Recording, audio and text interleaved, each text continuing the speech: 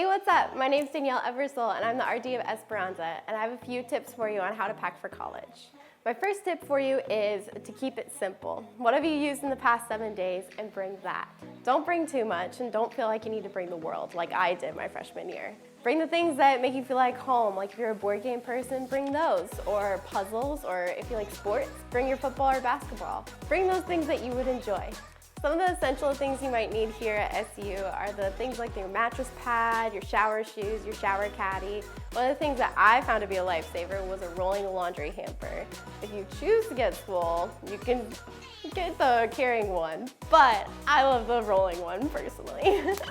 And please don't forget to bring your hand sanitizer, disinfectant wipes, and your personal mask.